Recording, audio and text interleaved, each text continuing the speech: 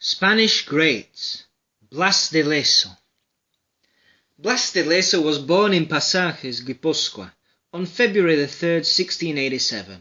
He embarked upon his military career in 1704, while he was still a teenager, and he really hit the ground running as, from the outset, his career was a non-stop series of gory battles. In these years, Spain found itself in a war between the Habsburg and Bourbons as they sought the crown after the death of King Charles II, the Succession War. This year he became lame, losing his leg after being hit by a cannon shot in the Battle of Vélez Málaga, the most important navy battle in the Succession War. His leg had to be amputated at the knee. He latterly lost his eye in the same war, this time at the fortress of St. Catherine of Toulon, while he fought against the troops of Prince Eugene of Savoy. In 1710, however, he gained considerable prestige as he commanded a Spanish frigate that captured a much larger British warship, a mind-blowing feat at the time. He actually came out of that particular mission unscathed. 3 years later, though, he got back to old ways, as he participated in several battles and bombings of Barcelona, and he lost his arm after taking a musket shot.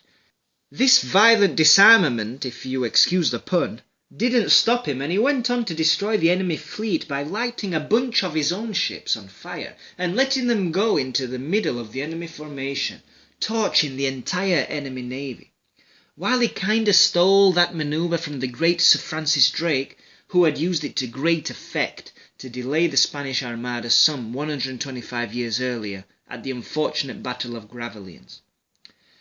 After the Succession War, he became part of a Spanish-French squadron under the command of Bartolome of Urdaci, with the task of putting an end to pirate presence in the South Seas, Peru.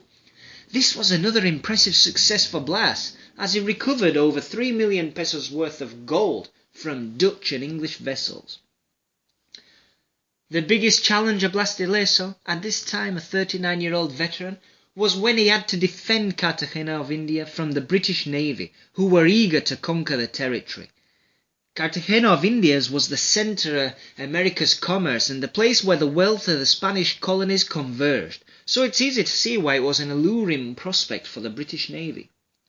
The pretext that was used by the English was the assault of a British ship. Preparations for war began, and the English army didn't skimp on expenses. And this huge budget helped Britain get together one of the most formidable fleets ever seen in history. The British had 195 ships, 3,000 cannons and 25,000 soldiers. Lezo promptly set out delaying the British attack. He was outnumbered almost 8-1, so he tried to prolong the battle as long as possible, standing his ground with his 8 warships, striking and then falling back.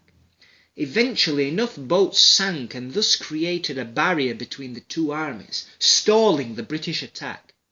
Once the sunken ships had been dragged away, though, the Spanish ships were vulnerable and were either captured or sunk.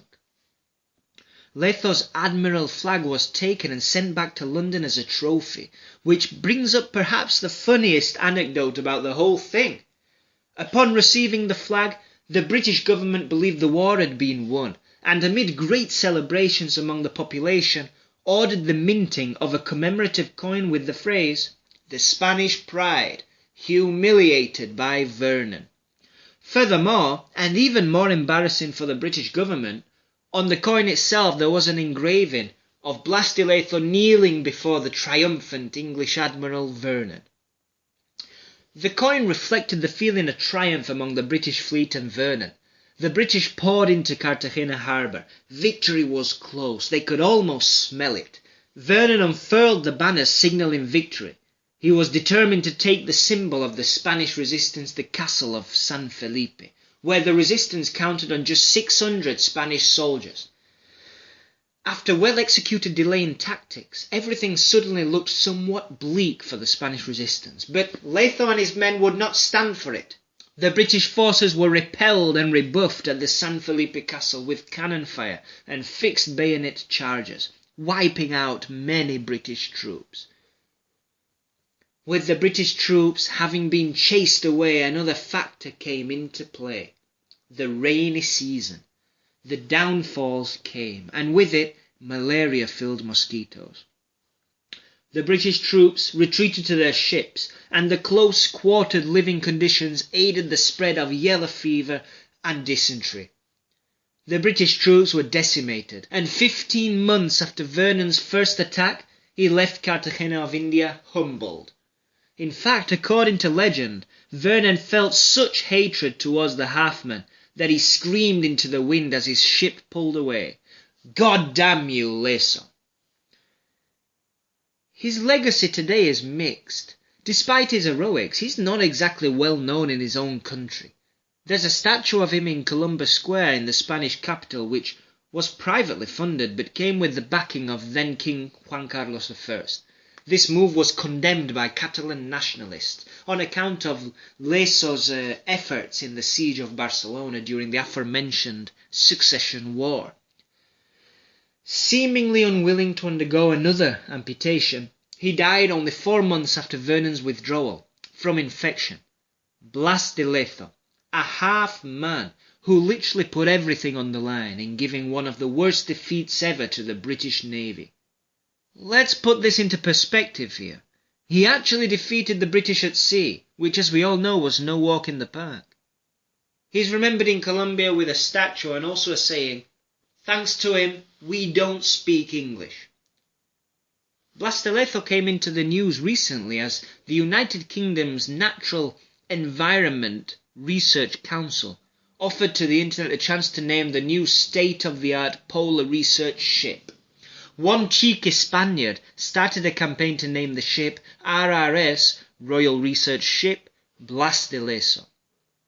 It turned out to be a very successful trolling campaign as RRS Blas de Lezo finished second to the similarly mischievous entry RRS Boaty McBoatface. The campaign also included an entry for RRS It's Bloody Cold Here.